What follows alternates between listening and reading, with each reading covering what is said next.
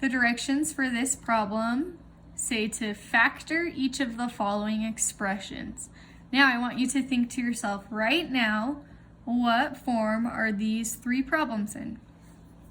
Hopefully you were able to think of standard form. So right now they're all in standard form and we need to factor them to get them into factored form.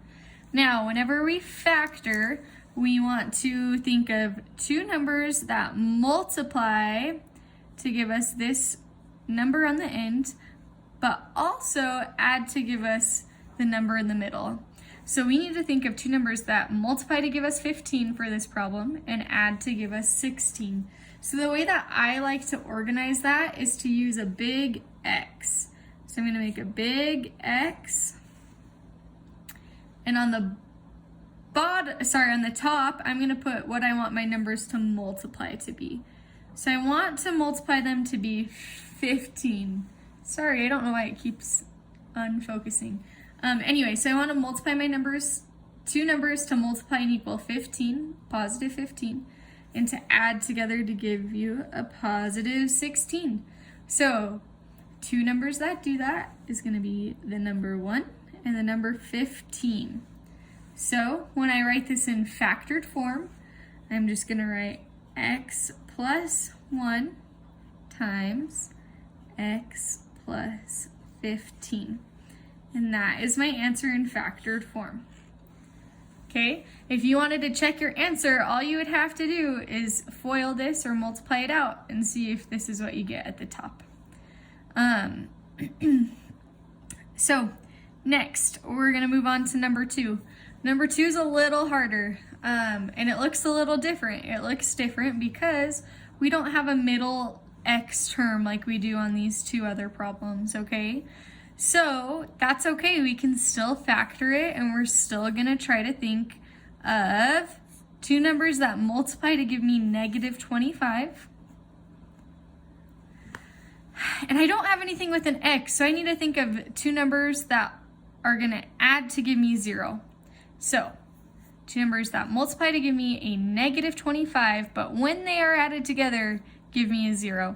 And those two numbers are negative 5 and a positive 5, because negative 5 times positive 5 is negative 25, but negative 5 plus 5 is 0. So that works.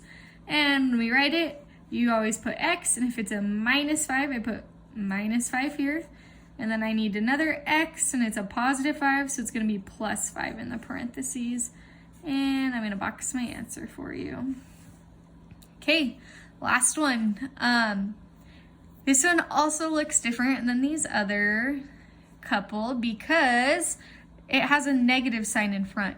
Now, right now, we're not able to factor this because of that negative sign. So we need to take that negative sign and kind of pull it out of there. So we're going to pull it out of our expression. And when we pull that out, these signs are going to change.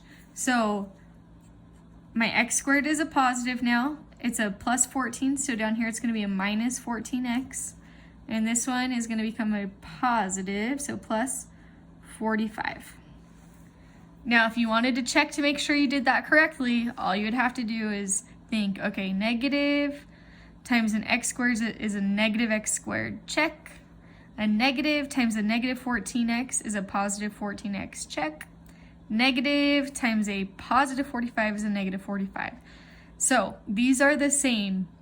Now I can factor what's inside the parentheses. So just like we did on problems 1 and 2, we're going to make a big X, and we're going to try to think of two numbers that that multiply to give me a positive 45, but also add together to give me a negative 14.